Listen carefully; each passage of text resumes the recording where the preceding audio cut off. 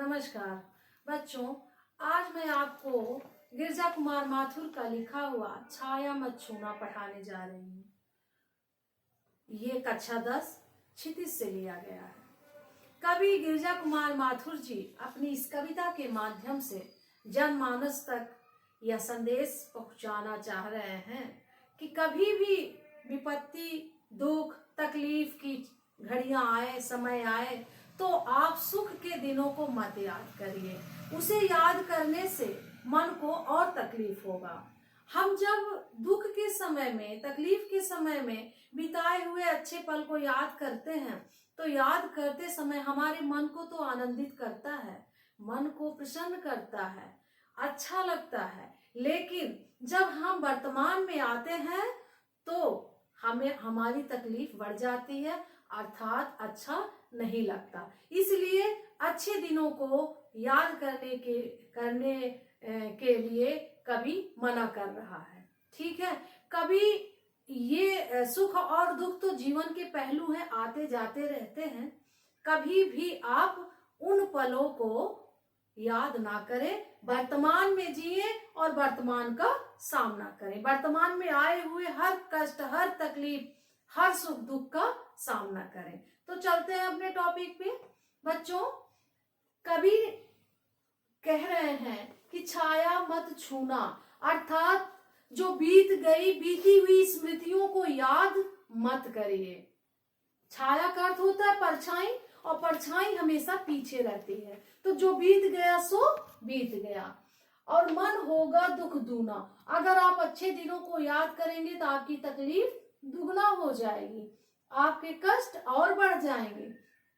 फिर आप आगे कवि कह रहा है, जीवन में है सुरंग सुधियां सुहावनी। सुरंग का अर्थ है रंग बिरंगी, सुधियां का अर्थ है यादें, और सुहावनी का अर्थ है मन को भाने वाली। तो कवि कह रहा है कि रे मन, तू कल्पनाओं की संसार में विचरण मत कर। तू कल्पनाओं के संसार में विचरण न कर, क्योंकि ये रंग बिरंगी जो यादें हैं, मन को भाने वाली यादें हैं, स्मृतियां हैं, वो क्या करेंगी? तुम्हें भ्रमित करेंगी। छवियां की चित्र गंध फैली मन भावनी।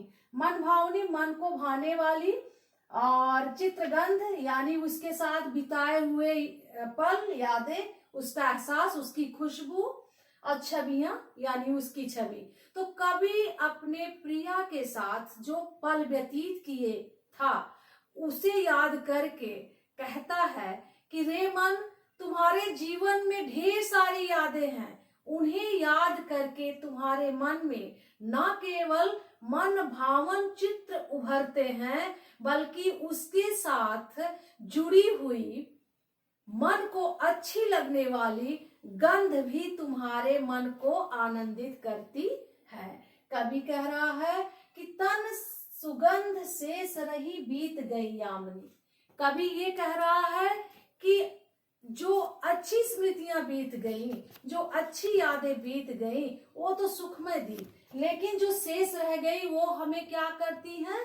कष्ट देती हैं, तकलीफ देती हैं। अब आगे देखिए, कवि कह रहा है कि कुंतल की फूलों की शेष बनी चांदनी। कवि अपनी प्रिया के साथ जो पल व्यतीत किया था, जो साथ सुखमय जीवन व्यतीत किया था, उसको याद करके कवि कह रहा है, कुंतल का अर्थ होता है केस, लंबे काले घने बाल, की फूलों की शेष बनी चांदनी।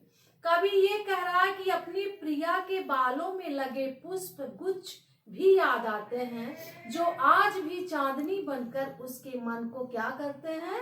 भ्रमित करते हैं। ठीक है, भूली सी एक छुअन बनता हर जीवित क्षण।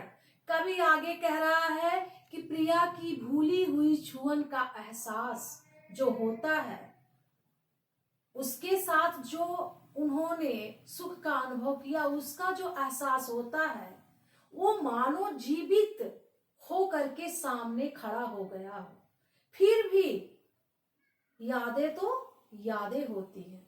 कवि कह रहा है, यादें तो यादें होती हैं। हमने जो उनके साथ छुअन का, स्पर्श का अनुभव किया, उसका एहसास आज भी ऐसा लग रहा है कि वो हमारे सामने जीवित खड़ा है। इसलिए कभी छाया मत छूना, कभी कह रहा है कि कभी भूली हुई स्मृतियों को याद मत करिए, भूली हुई यादों को याद मत करिए, क्योंकि भूली हुई स्मृतियां सुखमय पल आनंदित तो करती हैं, लेकिन दुख को क्या कर देती हैं? दुगना कर देती हैं, तकलीफ को और बढ़ा देती हैं। धन्यवाद।